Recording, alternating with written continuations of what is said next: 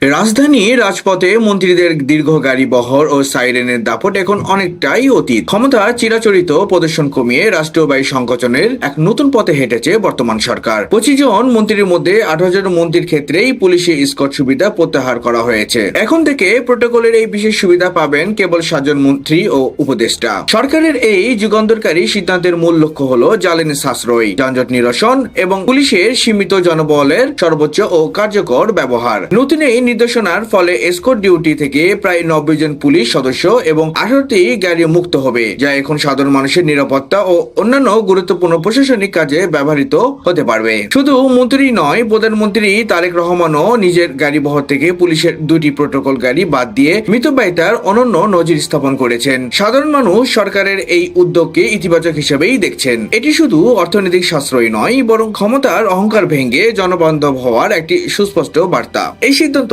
যানজট ও সরকারি ব্যয় কমাতে বাস্তবে ঠিক কতটা কার্যকর ভূমিকা রাখে, সেটাই এখন দেখার মূল বিষয় বলে বিবেচিত।